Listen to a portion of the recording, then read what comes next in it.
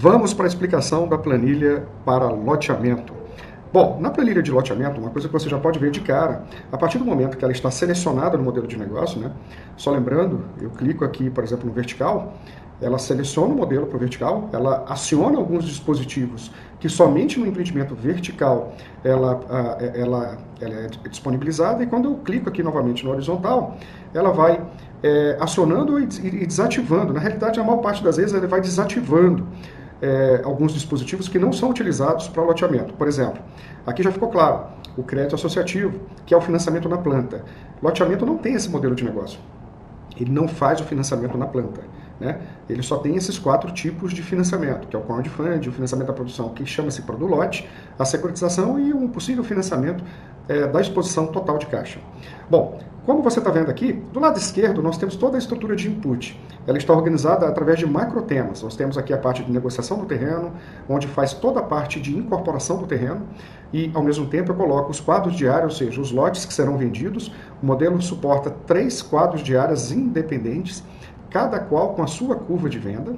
Nós temos a estrutura de custo de incorporação, ou seja, custo de obra, né, da infraestrutura, onde a gente tem a possibilidade de colocar um orçamento, ou custo do lote líquido loteável, custo do metro quadrado da área líquida loteável. Então você pode colocar lá e ele já te estima o custo de infraestrutura, e você posteriormente só vai desenhar as curvas de desembolso. Esse modelo ele faz até 3 curvas de desembolso do custo de obra, que você pode fasear ou suavizar, usar elas para gerar uma suavização de curva. Eu vou mostrar já já. Comercialização, ou seja, todos os 3 quadros que podem ser utilizados na parte de negociação do terreno e quadro de área, aqui a gente vai dizer como é que a gente vende, qual é a tabela de venda, quando eu começo a vender, quando eu termino, e 3 possíveis velocidades de venda. Basicamente a gente trabalha com a mais provável, que é o que nós temos como input inicial de um estudo de mercado, uma otimista, que é uma venda mais acelerada, e uma pessimista, que é uma venda mais demorada. Posteriormente, a gente vai visualizar o impacto lá nas métricas de go-no-go, nas métricas de tomada de decisão. A partir da seleção da velocidade de venda, ele altera todos os movimentos de caixa por conta dos descasamentos projetados, né? Dos descasamentos no fluxo de caixa, oriundo da receita e da despesa. Então, a projeção do fluxo de caixa ela vai ficar o tempo inteiro a mercê daquilo que a gente escolher enquanto velocidade de venda. Ela pode aumentar ou não a exposição de caixa, enfim. Isso a gente vê lá nos exercícios. A nossa aula que será ao vivo. Tranquilo? Marketing, a gente vai desenhar a curva de marketing, ou seja, quando é que eu começo, qual é a minha verba e como será o desembolso. Custo de incorporação, todos os custos estruturais da incorporação do loteamento, a legalização, a parte de gestão de projetos, a parte de custos com gestão de recebíveis. Aqui a gente trabalha toda essa parte estrutural. Impostos, a gente vai escolher o regime tributário mais adequado ao modelo de negócio que a gente vai trabalhar, pode ser lucro real, pode ser lucro presumido. Não pode ser RET, regime especial de tributação, porque ele está direcionado somente para as empresas incorporações regidas pela 4591.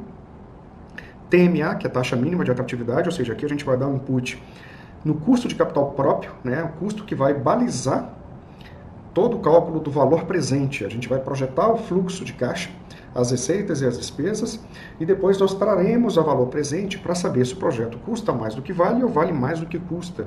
E quem vai trazer esse cara a valor presente é a taxa que a gente colocar aqui. Distribuição das parcerias sociedades, das participações societárias, aqui é onde eu digo quem participa do quê. O modelo matemático suporta 3 sócios.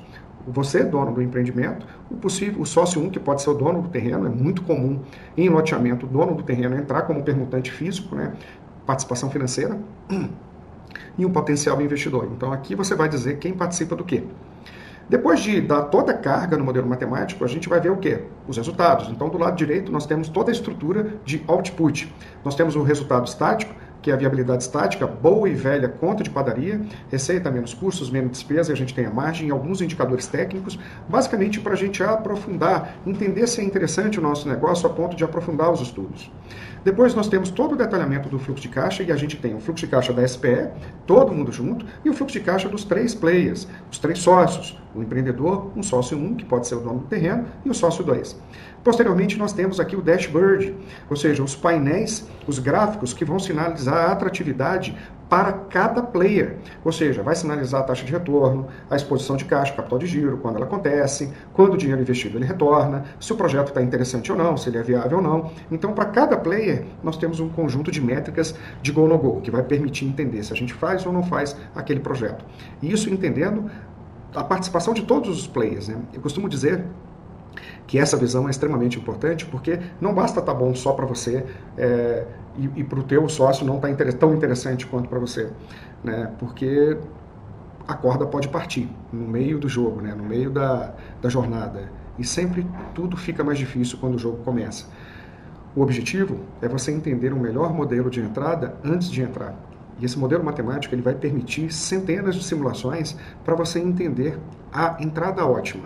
Qual a melhor estratégia de posicionar o teu negócio no mercado? Bom, basicamente isso, as definições das métricas, onde a gente faz funcionar aqueles gráficos termômetros que vocês vão ver, e aqui são as regras, basicamente, de todo o modelo matemático, né, que todo mundo é importante ler, para entender questões de direitos autorais e tudo mais, tá bom? Vamos aqui para a explicação de cada macro tema.